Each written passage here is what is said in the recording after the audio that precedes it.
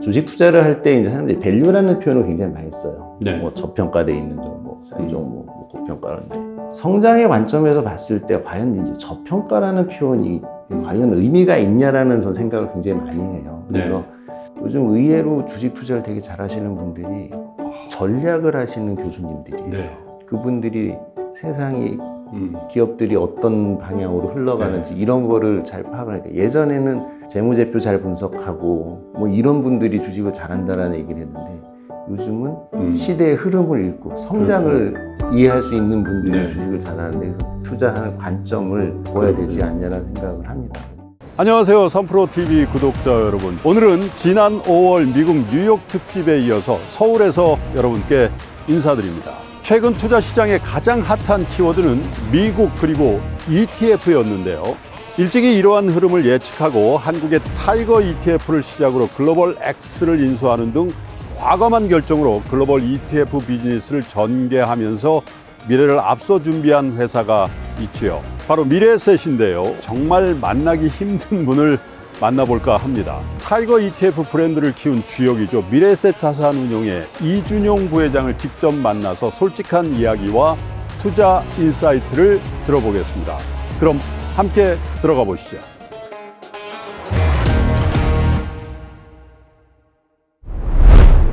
미래에셋 자산운용의 이준용 부회장님 나와주셨습니다. 어서 오십시오. 예, 안녕하십니까. 이준용입니다. 어서 오십시오라고 하면 안 되는군요. 초대해 주셔서 고맙다고 제가 말씀을 해드려야 될 것 같은데. 제가 초대해 주셔서 감사합니다.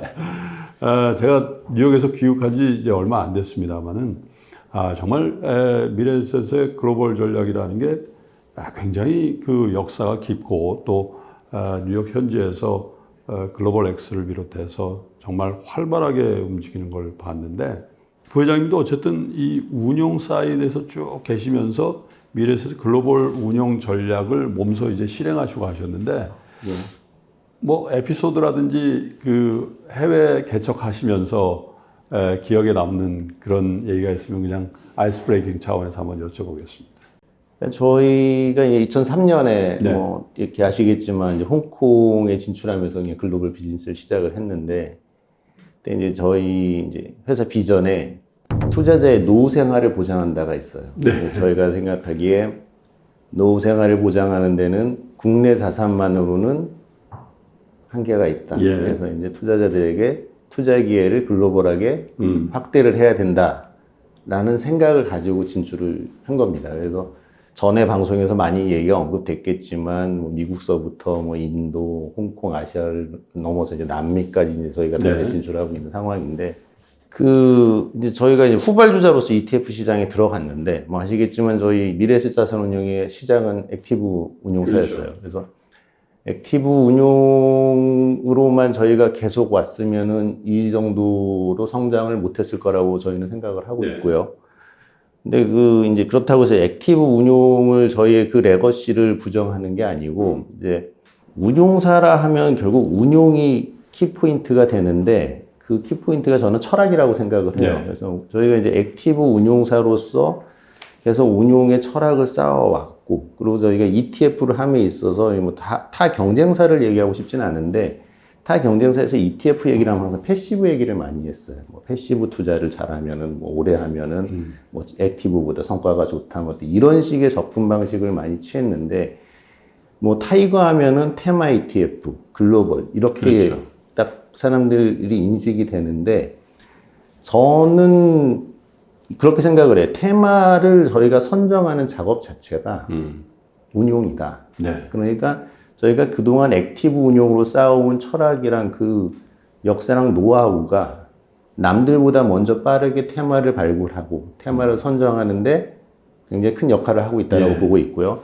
그리고 이제 저희가 글로벌도 처음에 액티브로 진출을 했지만 그 레거시를 가지고 또 이제 그 글로벌 X를 뭐 호라이즌 등등등 해외 ETF 운용사를 인수를 하면서 그쪽과의 시너지가 저희가 굉장히 좋은 거예요. 그러니까 저희가 히트 상품으로 나온 상품들 중에 예를 들면은 지금 타이거 CD 금리라는 그 상품이 저희 호주 ETF 운용사에서 가지고 있던 상품을 저희가 보고서 저거는 한국에서도 시장성이 있겠다라고 판단해서 가져온 거. 그러니까 그리고 또 저희가 또 잘하는 저희가 또 이제 BBIG라고 해서 이제 테마의 그 한국 그렇죠. 국내주의 테마를 처음으로 했는데 예. 그 또 BBIG 테마를 가지고 또 글로벌 X에서도 또 그거를 가지고 이게 인터랙션이, 예, 인터랙션이 되는 거군요. 되는 거죠. 일방적으로 해외 그래서 예, 운용사에서 한 거를 한국으로 도입하는 것뿐만 아니라 그렇죠. 저희가 잘하면은 예. 그게 되니까 타 운용사에서는 가질 수 없는 저희의 역량이 발휘가 된다라고 저는 믿고 있습니다. 예. 네. 처음에 이 글로벌 X를 비롯한 해외 운용사를 인수할 때, 야, 우리 좀 무리야. 우리가 이런 부정적인 기류, 좀 무리 아닌가? 이런 대외적인 그런 반응들도 있었다고 제가 들었거든요. 네, 있었죠. 그러니까 기본적으로 타이거가 그 당시만 해도 크지가 않았던 시절이었고, 그러니까 ETF 비즈니스에 대한 이제 확신이 그렇게 없던 상황이었는데, 아니 확신이 없지는 않았죠. 확신은 했는데 그게 성과가 별로 안 나오고 그렇죠. 있는 상황이었는데, 저희가 이제 글로벌 X를 인수를 시작할 때 굉장히 비쌌어요. 사실은 가격적으로 굉장히 부담되는 가격이었는데, 뭐 여기서 말씀드려야 될지 모르지만 오너 경영이니까 박현주 회장님. 박현주 회장님께서 의지를 가지시고, 그러니까 저희가 잘 내부적으로 많이 하는 건데 지금 잘하는 거를 개선하는 것도 경영으로 굉장히 중요하지만 성장하고 있는 다른 영역에 과감하게 진출하는 것도 훨씬 더 중요하다고 저희는 판단을 하거든요. 그래서 저희가 ETF 시장에 과감하게 진출을 함에 있어서 글로벌 X가 투자이면서도 저희가 큰 발자취를 담은 거죠. 그래서 내부적인 반대도 있었고 뭐 걱정이 많았는데 저희는 믿음이 있었고 그 실행이 된 거라고 저는 보고 있습니다. 그래서 글로벌 X 외에도 뭐 호주 말씀하셨습니다만 제가 알기로 캐나다에도 호라이전, 예, 호라이전을 먼저 인수했죠. 인수하셨고, 그러니까 뭐 그 북미 시장에 들어가야 되는데 예. 그 미국에는 매물이 그 당시에는 없어서 예. 일단 캐나다에 있는 호라이전을 먼저 인수했고 네. 거기서 잘 되면서 또 글로벌 X도 인수하면서 근데 호라이전만 갖고 있을 때보다 글로벌 X를 인수하니까 두 회사도 또 시너지가 나니까 같이 또 성장을 하게 되고 호주는 저희가 인수를 해서 글로벌 X 호주로 명칭을 바꿨는데 그게 굉장히 의미가 있는 부분이 네. 서울에서 돈이 나간 게 아니고 우리가 인수한 글로벌 X가 돈을 벌어서 그 돈으로 호주 ETF사를 인수했다라는 게 사실 한국 금융기업 중에 이런 유일한 사례라고 저는 생각합니다. 네. 예. 아무래도 좀 5달러 환율이 굉장히 부담스러운데 한국에서 돈을 갖고 나가는 게 아니라 달러로 벌어서 달러로 네, 호주에. 저는 전에 인도 법인장님하고 인터뷰를 한번 했는데 거기는 또 현지화를 하셔가지고 인도 자산운용 시장에 그냥 돌풍의 핵이 되셨다고 그런 얘기를 들었어요. 실제로. 네. 저희 이제 글로벌 전략 중에 가장 큰 전략이 현지화거든요. 보시면 아시겠지만 CEO가 다 거기 현지 분들이 하고 계시고 인도 시장에 저희가 진출한 게 2007년쯤에 진출을 했는데 그 당시에 골드만삭스를 비롯해서 뭐 템플턴 등등 해외 유수의 기업들이 동시에 들어온 사례인데 골드만삭스 들어갈 때 거의 비슷한 시기에 들어간 거죠. 근데 한 5년쯤 지나고 나서 남아있는 회사는 미래에셋 자산운용 한 곳이었어요. 그때 골드만삭스 철수했어요? 철수했습니다. 예. 그때부터 잘하는 운용력들 계속 킵하고 밀어줬고 그리고 현지 CEO한테 정권을 주고서 우리는 서포트는 할 테니 경영은 해라. 그러면서 운용 성과가 계속 쌓이다 보니까 저 회사 운용 잘해. 이렇게 소문나기 시작하면서 성장을 시작하니까 지금 이 정도 규모로 또 그리고 기다렸더니 인도 증시도 좋아졌고 추세적으로 계속 우상향하는 모습을 보여주니까 일종의 스노우볼 이펙트가 있었던 것 같아요. 그래서 지금 굵직굵직하게 미국, 캐나다, 호주, 인도 혹은 뭐 일본에도 글로벌 X가 진출해 있는 걸로 알고 있고 그런데 사실은 인수해서 지금까지 성공적으로 운영을 하고 계시지만 사실 이게 정말 유기적으로 이렇게 시너지가 나야 글로벌 ETF 혹은 글로벌 운용사로서의 굉장히 큰 성과를 낼 수 있다고 보는데 그러려면 잘 커뮤니케이션하고 각 각각의 운용의 노하우, 운용의 특장점을 고객을 위해서 써야 될 거 아닙니까? 예. 어떻게 하고 계십니까? 보통 이제 한국금융기관에서 국제부라고 그러면 이제 그런 글로벌은 이제 국제부에서 영어 잘하는 사람들이 거기 사회이사로 앉아 있는 경우가 대부분인데 예. 저희는 ETF 전문가가 사회이사를 합니다. 그러니까 본사에서 있는 ETF 전문가가 ETF를 아는 사람이 거기 네. 사회이사를 합니다. 하물며 통역을 붙이는 한이 있어도 통역을 붙이는 한이 있더라도 그래서 그렇게 해서 이제 이사회라는 역할이 단지 표결만 하고 뭐 컴플라이언스 역할만 하고 이런 이런 이사회가 있고 경영진과 커뮤니케이션하면서 경영에도 관여를 하는 이사회가 있을 수가 있는데 네.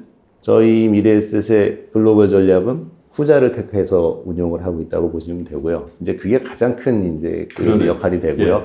제가 생각하는 같이 커뮤니케이션 잘 되고 시너지가 잘 나는 가장 큰 이유는 경영진에서의 커뮤니케이션이 되고 있기 때문에 서로 아는 사람들이 대화를 나누니까 좋은 결과가 나오지 않고 있나 생각합니다. 사실 해외 법인을 만든다든가 해외 운용사를 인수하게 되면 그 매니지먼트를 어떻게 구성하고 그리고 자칫 잘못하면 혹시라도 그 현지인들이 우리 감시하나?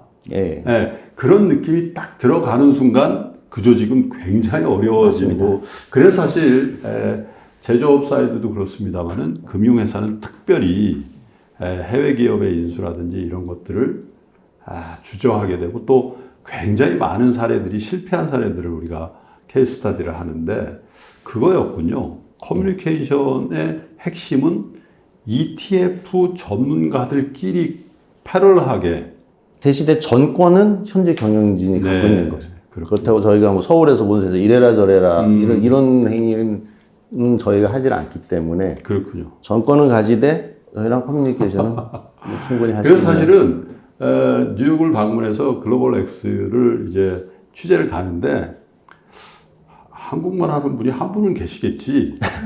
그래서 저를 좀 가이드 해주시겠지. 한 명도 못 봤습니다.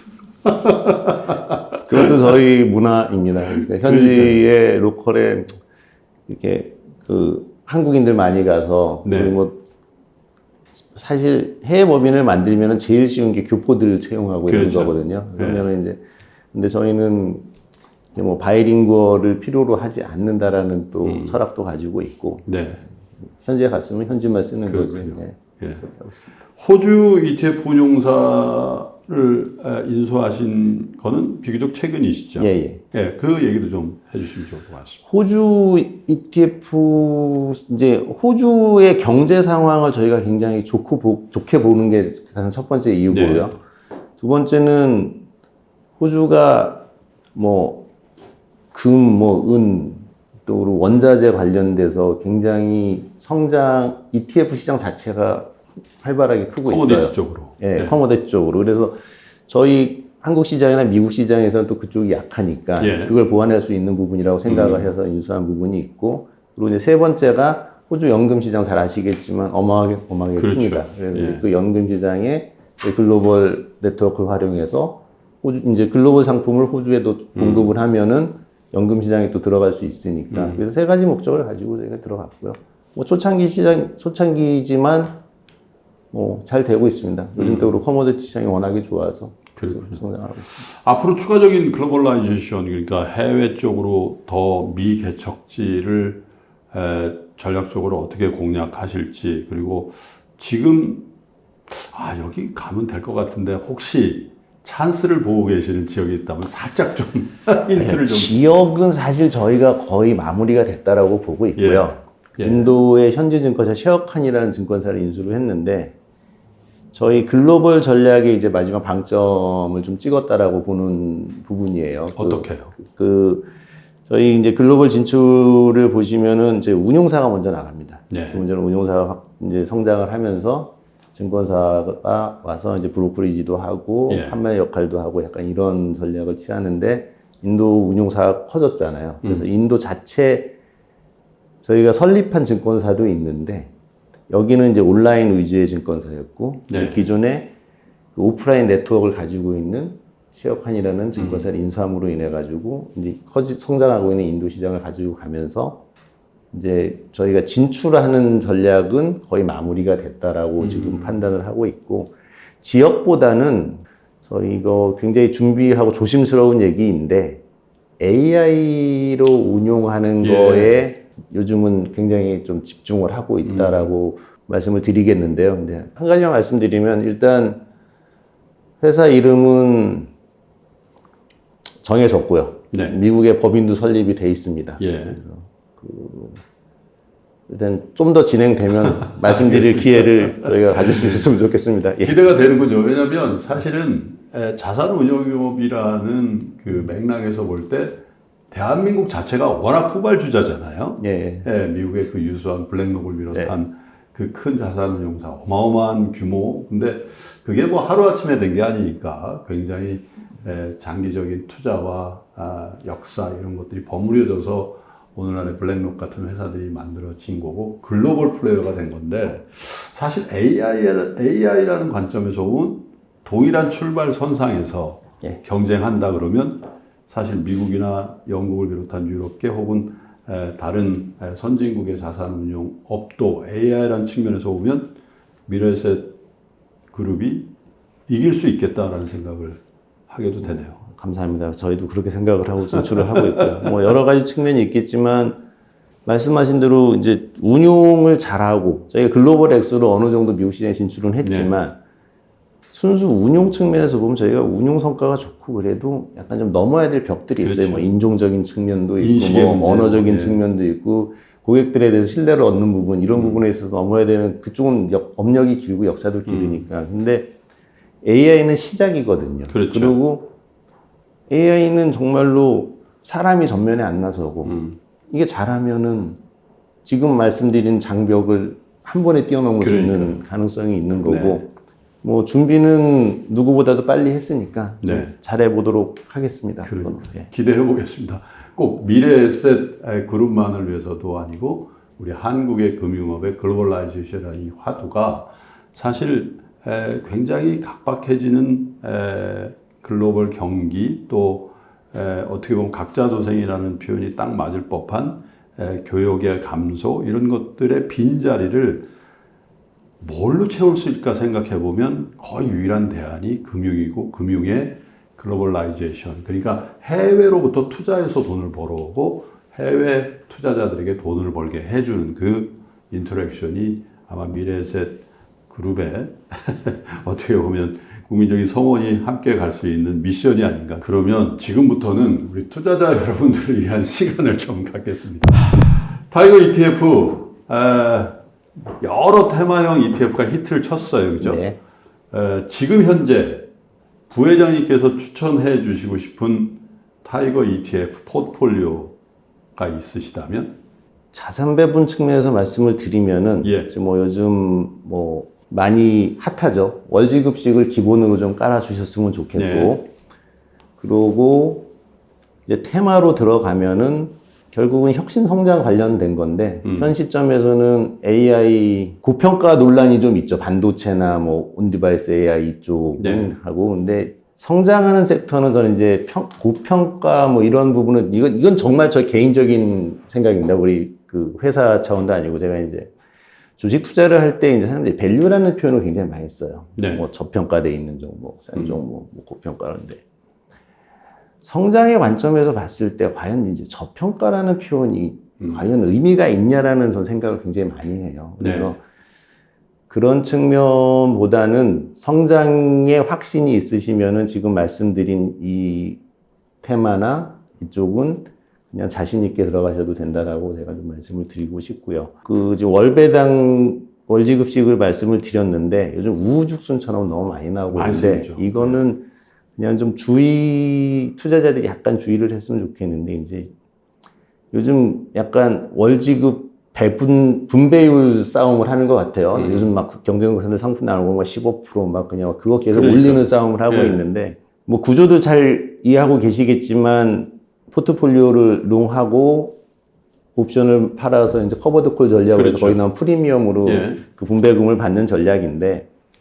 분배율을 올리면은 어쨌든 옵션 그게 무슨 얘기냐면 업사이드를 포기하고 이제 그 그렇죠. 프리미엄으로 캐시플로우. 캐시를 먼저 받겠다라는 건데 그거에 최적점이 있어요. 그것도 그냥 옵티마이제이션을 해야 되는 부분이거든요. 근데 그거를 좀 고려하시면서 상품 선택을 해주셨으면 좋겠어요. 그냥 무조건 그 숫자만 보시고 그냥 제시되는 분배율이 높은 거 그것만 근데 보시고 만약에 그 분배율을 제시된 걸 못하는 상황 혹은 그런 이제 높아진 분배율을 추종해서 들어갔을 때 투자자들이 입게 되는 손실의 프로세스는 어떻게 나오는 겁니까? 이게 이제 분배율을 높이는 방법은 두 가지거든요. 예. 이제 그 월마다 팔 거냐, 주마다 팔 거냐, 예. 일마다 팔 거냐. 근데 이거를 당길수록 당연히 분배율은 높아지잖아요. 그렇겠죠. 그게 한 가지 방법이고 두 번째는 옵션을 많이 파는 거죠. 예.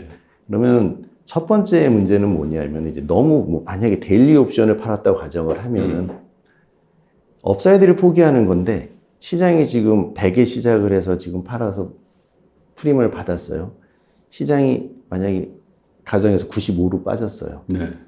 그러면 이제 그 다음날 또 95에 팔아야 돼요. 그렇죠. 그러면은 95 이상 올라가는 시장, 만약에 시장이 여기서 상승을 하면은 업사이드를 못 먹잖아요. 못 먹죠. 그러면은 그렇죠. 일단 100에서 95로 내가 깨졌는데 예. 95에서 또 옵션을 팔아놨기 때문에 얘가 시장은 105가 돼도 원금을 회복할 방법이 없어요. 예. 분배율만 받게 돼요. 예. 그러니까 그 리스크가 분명히 존재한다는 걸 좀 이해를 해주셨으면 좋겠어서 제가 뭐 데일리 옵션이나 위클리 옵션이 나쁘다라는 게 아니에요. 그런 리스크를 고려해서 상품을 정교하게 짠 상품을 고르라는 말씀이죠. 그냥 분배율만 보시면 안 되고. 그리고 두 번째,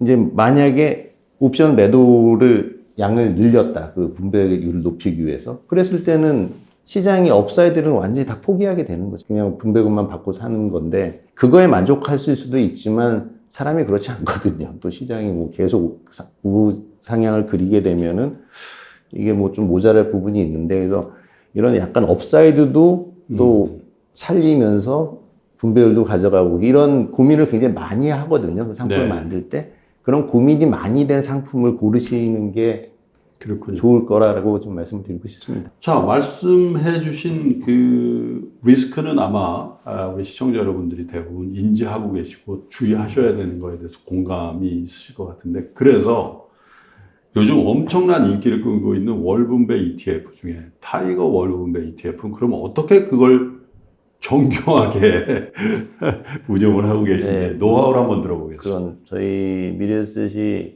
타이거 ETF 팀 이전에 네. 금융공학 부문이 있어요.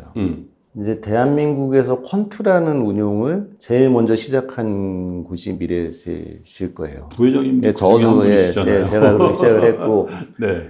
그래서 저희 뭐 아시는 분은 아시겠지만 이 월지급식 나오기 전에 커버드 콜 전략으로 예. 배당 프리미엄이라는 상품이 엄청난 히트를 쳤었죠. 한 네. 10년 전쯤에. 맞습니다. 예. 그러한 조직을 가지고 있기 때문에 저희는 옵션 전략에 대한 이해도가 타사 누구보다도 높다라고 저는 확신하고 있고요. 네.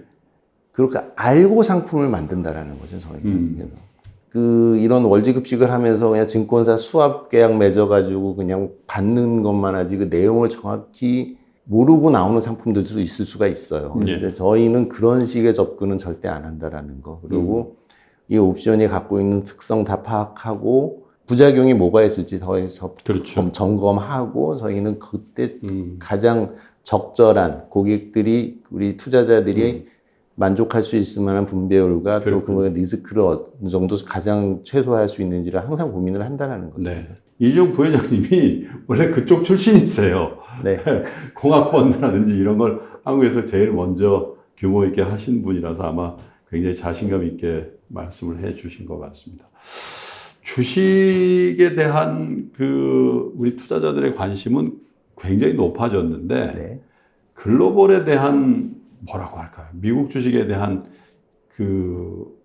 경도라고 할까? 그게 굉장히 강해진 것 같고 한국 주식은 영원히 이제 좀 버려야 된다는 그런 저간의 인식들도 생기고 있는 것 같아서 사실 투자의 관점에서 좀 걱정스러운 면도 좀 있더라고요. 그래서 주식형 자산에 대한 얘기를 좀 여쭤보고 싶은데 부회장님께서 특별히 주목하고 계시는 투자 테마라든가 구체적인 투자 대상 같은 것들도 한번 말씀해 주세요. 아까 그 ETF 추천이랑 뭐 좀 중복될 수 있는 부분인데요. 이제 뭐 지금 미국 시장 경도되어 있는 부분, 사실 미국 시장의 성과가 제일 좋으니까 현 시점에서 뭐 당연히 미국 시장으로 투자자들이 몰리는 것은 뭐 당연한 현상이라고 생각을 합니다. 근데 생각을 해보면은 요즘 주식 투자가 이제 제가 이제 90년대 증권업에 왔을 때는 예. 뭐 아까도 잠시 말씀드렸지만 밸류 투자 뭐 이런 거에 대해서 이제 뭐 PER 접어주, 예. 접어주 그때도 그 일종의 테마였죠. 뭐 접어주 테마 그렇죠. 해가지고 막 그런 식으로 시장이 움직였던 때도 있었는데 지금 생각을 해보면은 인터넷도 발달하고 요즘 AI도 발달하고 이게 결국 정보의 효율화 부분이거든요. 저평가 주식이 존재하기가 힘든 시장이 된 거고 네. 그렇게 보면은 이제 결국은 이제 성장하는 주식을 찾을 수밖에 없는 시장이고 뭐 성장을 제일 잘하는 나라가 지금 미국이 된 그렇죠. 상황이잖아요. 그래서 이제 미국 시장으로 다 그냥 몰리고 있다라고 저는 생각을 하고 있습니다. 그런데 이게 이제 단시간에 바뀔 수 있느냐 또 그것도 아니게 예전에 제가 저희 쪽에서도 운용을 하다 보면은 동일 업종에서 2등주 전략도 있고 그랬어요. 맞습니다. 그러니까 뭐 1등은 너무 올랐으니 2등들이 수익률이 더 2등 좋다. 수익률이 더 좋다 뭐 이런 얘기를 했는데 지금은 그 전략도 안 먹히죠. 그냥 1등 독식인 시장이 된 거잖아요. 지금 뭐 AI도 지금 시작인데 뭐 지금 마이크로소프트가 이제 선정을 해서 간다라고 하는데 그리고 이제 구글 쫓아가고 있는데 현재는 누가 1등인지 네. 가시적으로는 마이크로소프트가 앞서 나간다고 하지만 이제 결과는 어떻게 될지 모르잖아요. 근데 그게 1등이 결정됐을 때 과연 2등이 살아남을 수 있느냐지 그렇죠. 이런 생각이 드는 시장이거든요. 그래서 저는 이제 국가 뭐 이런 걸 떠나가지고 정말 경쟁력 있고 혁신하고 성장을 하는 종목과 섹터를 찾아가는 게 그 맞는 접근 방식이라고 생각을 합니다. 그리고 제가 이제 이렇게 보면은 요즘 의외로 주식 투자를 되게 잘하시는 분들이 전략을 하시는 교수님들이에요. 네. 그분들이 세상이 기업들이 어떤 방향으로 흘러가는지 네. 이런 거를 잘 파악을 하니까 예전에는 재무제표 잘 분석하고 뭐 이런 분들이 주식을 잘한다라는 얘기를 했는데 요즘은 시대의 흐름을 읽고 성장을 그 이해할 수 있는 분들이 네. 주식을 잘하는데 그래서 주식 투자하는 관점을 조금 그쪽으로 바꿔야 되지 않냐라는 생각을 합니다. 그래서 그런 것 같아요. 엔비디아만 예를 들어도 사실은 너무 비싸다는 얘기를 작년 하반기에도 800불부터 했잖아요. 했죠. 그런데 이게 AI가 가져올 혁명적인 상황과 엔비디아가 그 궤적에서의 독점적인 시장 지위가 어느 정도인지에 대해서 뭔가 알았다면 정말 편안하게 엔비디아를 보유할 수 있었을 텐데 전통적인 관점에서 싸냐 비싸냐를 따지면 너무 많이 올랐다라는 그 관점에 그냥 너무 일찍 우리 정프로 표현대로 보내드리는 그런 실수를 하신 분들이 지금 땅을 치고 있는 그런 상황들이 앞으로도 계속 나올 수도 있겠다는 생각이 들어요. 그런 테마, 성장하는 테마를 본인이 종목이나 테마를 선택했을 때 이제 실적을 계속 발표를 하잖아요. 예. 실적이 그 밸류에이션 대비해서는 적을 수도 있어요. 분명히. 그러면 이제 고평가 얘기가 나오겠죠. 그렇죠. 그런데 저는 그 실적의 성장률이 우리가 생각하는 것처럼 계속 우상향을 그린다라고 하면은 그 성장을 믿어줘야 된다라고 보고 있어요. 그냥 저는 개인적으로. 그때 그걸 보고서 뭐 과거 컨벤셔널한 방식으로 주가 대비 지금 실적 비교해서 고평가 저평가 뭐 이런 식의 지표로는 안 봐야 되는 시장이 아닐까. 사실 저도 뭐 같이 전통적인 시각을 갖고 있는 사람이기 때문에 부담스럽긴 한데, 근데 인도를 보면은 굉장히 특이한 부분이 있어요. 예. 그러니까 이머징 시장, 소위 말하는 이머징 마켓이라고 하는 곳 중에서 다들 뭐 독립을 하거나 뭐 이게 이런 과정을 겪었잖아요. 그 과정을 겪는데 유일하게 민주화가 돼 있는 나라라 인도가 거의 16억에 육박하는 인구를 가지고 세계 1위죠. 예, 그리고 그 많은 종교, 그 많은 지역, 인종 막 그럼에도 불구하고 대선이나 총선 등 선거를 하면은 지방선거조차도 정말 평화롭게 정말 원활하게 진행이 되는 굉장히 민주화가 된 나라거든요. 근데 저는 경제가 성장함에 있어서 가장 중요한 요소라고 생각을 해요. 정치적인 안정. 예, 정치적인 안정. 예. 이게 누가 갑자기 나와서 정책이 확확 바뀌고 이제 시스템적인 리스크가 없는 거잖아요. 그 부분에서 인도는 굉장히 큰 장점이라고 생각을 하고 있고요. 그리고 뭐 항상 말씀드리는 뭐 젊은 세대가 뭐 인구의 뭐 그렇죠. 엄청난 비율을 차지한다 뭐 이런 얘기.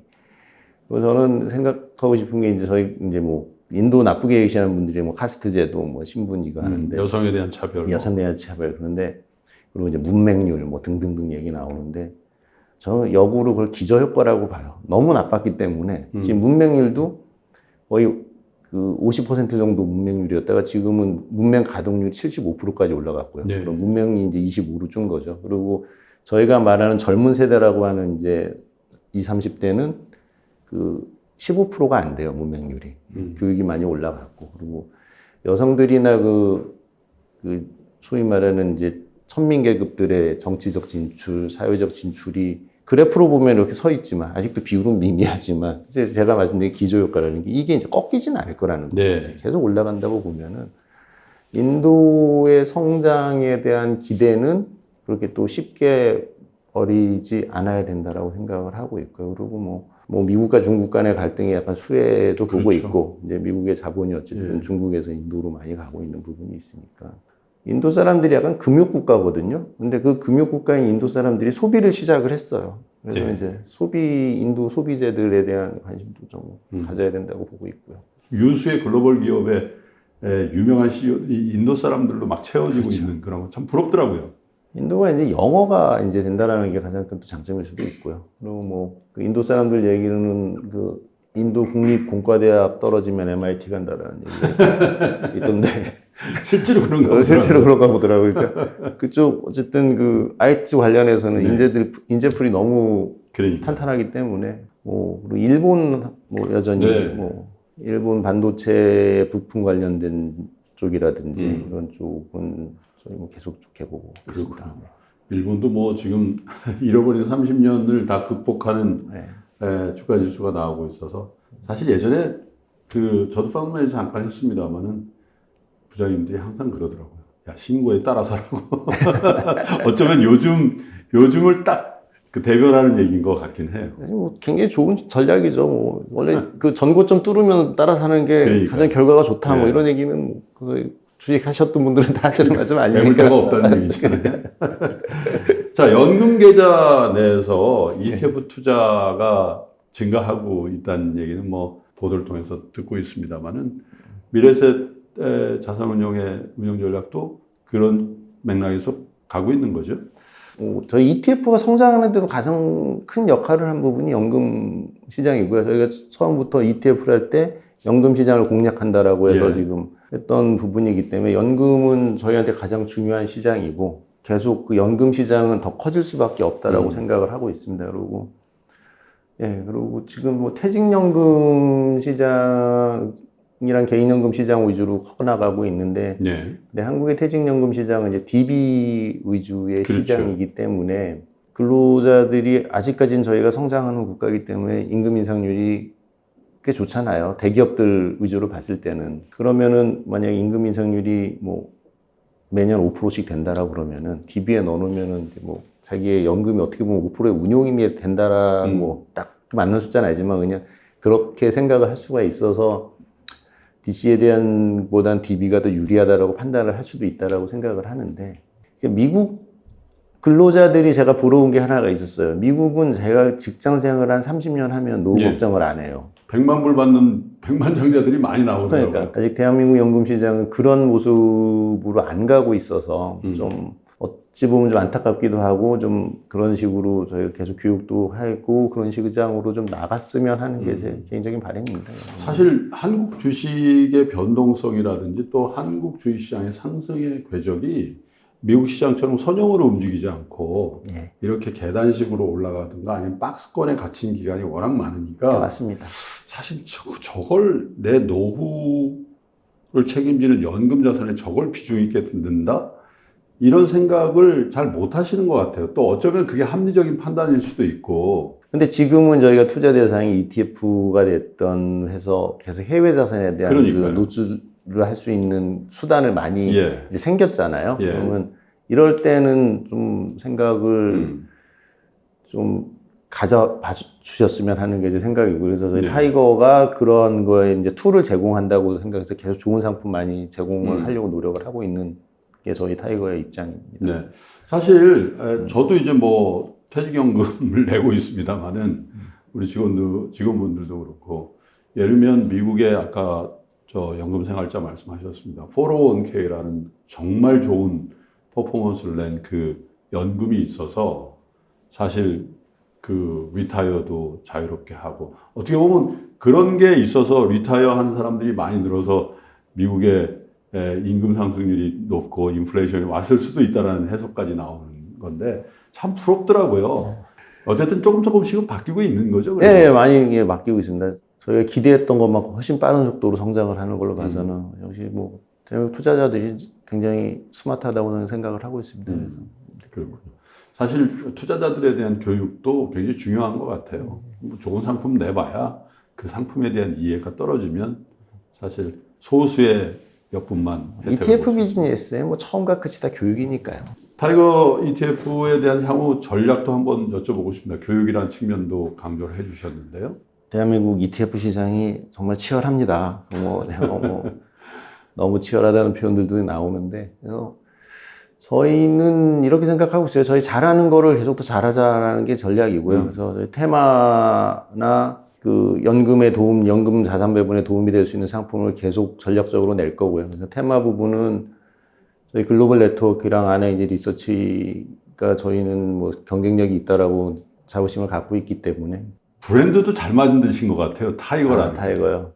그 타이거라고 명명을 할 때 그 스토리도 좀 한번 들려주시면 좋을 것 같습니다. 저희가 딱 이제 좀 늦게 진출을 하니까 없어요. 만들 이름이. 이제 K 뭐 해가지고 뭐 할 게 없는 거예요. K 쓸 게 없어요. 그래서 이제 뭐 저희 직원들하고 이제 고민을 많이 했고, 저기 뭐 지금 아직도 남아있는 우리 직원이 많은 아이디어를 내서 만든 건데요. 예. 그래서 타이거가 이제 트랜스페런트, 이노베이티브, 제너럴라이즈드, 에피션트, 릴라이어블 이렇게 해서 그런 위에 각각의 알파벳 뜻이 있군요. 네, 다 뜻이 있는 거거든요. 타이거가 강하고 뭐 또 타이거가 호랑이가 아닙니다. 타이거는 그 이름대로 저희가 운영할 수 있도록 계속 열심히 하고 있습니다. 예. 사실 금융시장에서 잔뼈가 굵은 저도 처음 알았습니다. 타이거 ETF를 갖고 있기도 한데 그래서 정말 그 어휘에 맞도록 그렇게 운용을 잘 하셔서 앞으로도 좋은 비즈니스 해주시고, 또 무엇보다도 사실 비즈니스의 외형을 확장하고 글로벌라이제이션 하는 것도 중요하시지만 결국 우리 투자자 여러분들에게 좋은 퍼포먼스를 지속적으로 주셔야만 지금의 성장세를 계속 할 수 있고 또 글로벌 플레이어로 더 크게 성장하지 않을까 그런 생각이 듭니다. 맞습니다. 운용업의 기본이 고객들한테 돈을 벌어주는 게 기본이라고 생각을 하고 있고요. 그래서 저희 항상 잊지 않고 저희 계속 믿어줄 수 있도록 좀 열심히 노력할 겁니다. 특별히 리테일 투자자 여러분들을 위한 그런 마음, 뭐 그런 것들을 인터뷰 내내 조금 쑥스러워하셨지만 이렇게 여러분께 표현하시고 계신 거를 인터뷰어로서 지금 거래에서는 느낄 수가 있었습니다. 뭐 기관 투자가도 중요하고 해외 투자자도 중요합니다만은 우리 개인 투자자들, 리테일 인베스터들을 위해서 늘 애써주시길 당부드리면서 미래에셋 자산운용의 이준용 부회장님과의 인터뷰를 이렇게 마감하도록 하겠습니다. 부회장님 오늘 바쁘신데 이렇게 시간 내주셔서 감사드리고요. 우리 투자자들과 늘 함께 하시기를 그렇게 바라보도록 하겠습니다. 고맙습니다. 불러주셔서 감사합니다. 감사합니다. 고맙습니다. 예.